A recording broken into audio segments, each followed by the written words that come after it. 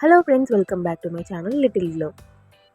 இந்த வீடியோவில் நம்ம ஹேர் ஃபாலை ஸ்டாப் பண்ணி ஹேர் க்ரோத் ஆகிறதுக்கு நேச்சுரலான ஹோம் ரெமடிஸ் பற்றி தான் பார்க்க போகிறோம்.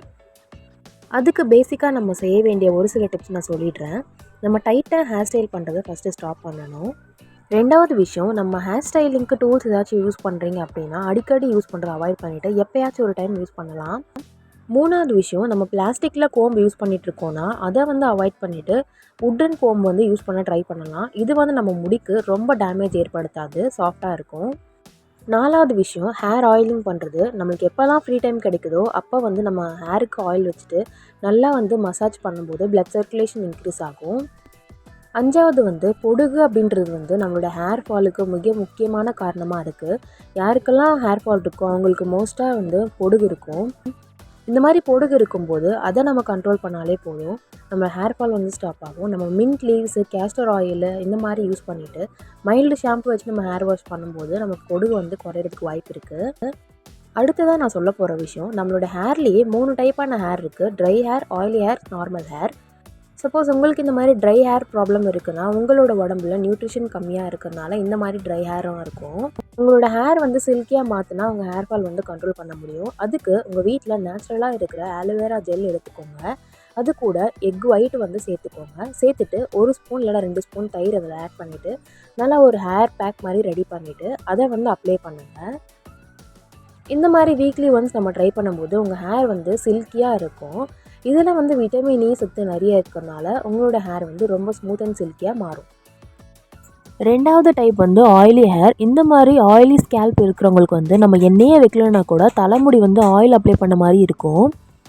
இந்த மாதிரி ஆயிலி அண்ட் க்ரீஸியாக இருக்கும்போது நம்ம ஹேர் ஸ்டைல் எது பண்ணாலும் நல்லாவே இருக்காது. இதுக்கு சொல்யூஷனாக ஆப்பிள் சிடார் வினிகர் 1 ஸ்பூன் இல்லைனா 2 ஸ்பூன் எடுத்துகிட்டு உங்கள் தலைமுடி லென்த்துக்கு ஏற்ற மாதிரி தண்ணி ஒரு டம்ளர்லேயோ இல்லை பவுல்லையோ எடுத்துகிட்டு அதில் இந்த ஆப்பிள் சிடார் வினிகரை மிக்ஸ் பண்ணி அதை ஹேர் ரிங்ஸாக நம்ம யூஸ் பண்ணலாம். அதாவது தலை குளிச்சதுக்கு அப்புறமா வெறும் தலையில் தண்ணியை ஊற்றி ஜஸ்ட் அதை ரின்ஸ் பண்ணிவிட்டு விட்டுறணும்.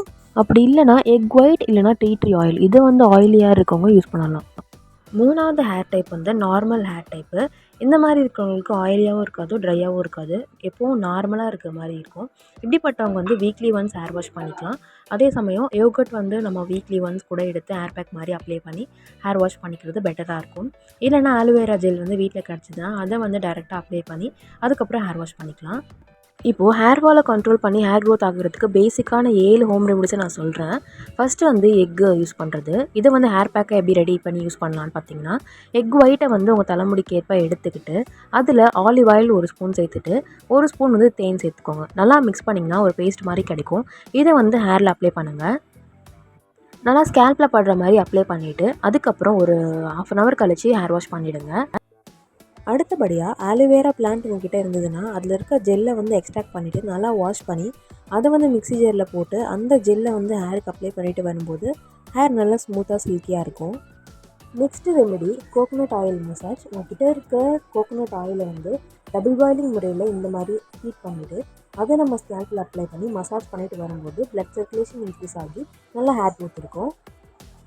அடுத்த homemade remedy amla hair bag.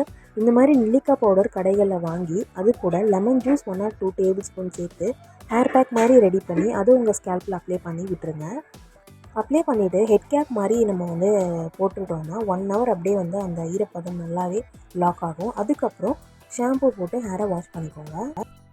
Next ஒரு ஹேர் ரின்ஸ் தான் பார்க்க போகிறோம். இதை ரெடி பண்ணுறதுக்கு க்ரீன் டீ 1 or 2 பேக்ஸ் ஒரு கிளாஸில் சுடு தண்ணி எடுத்துக்கிட்டு அதில் ஊற வச்சுட்டு அந்த தண்ணியை நம்ம ஹேர் ரின்ஸாக யூஸ் பண்ணுறது. ஷாம்பு பண்ணதுக்கப்புறமா இந்த தண்ணியை தலையில் ஊற்றிட்டு நல்லா மசாஜ் பண்ணிவிட்டு விட்டுருங்க.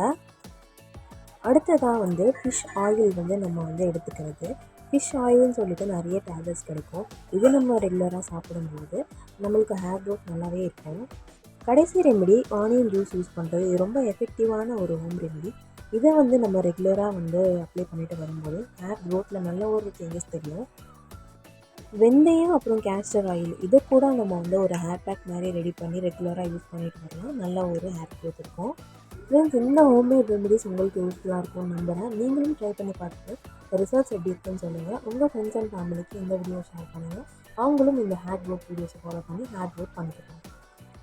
இந்த வீடியோவில் நான் சொன்ன ஏதாவது ஒரு டிப் உங்களுக்கு யூஸ்ஃபுல்லாக இருக்கும்னு நம்புகிறேன். இந்த வீடியோ பார்த்ததுக்கு ரொம்ப நன்றி. தேங்க்ஸ் ஃபார் வாட்சிங். Take care. பை.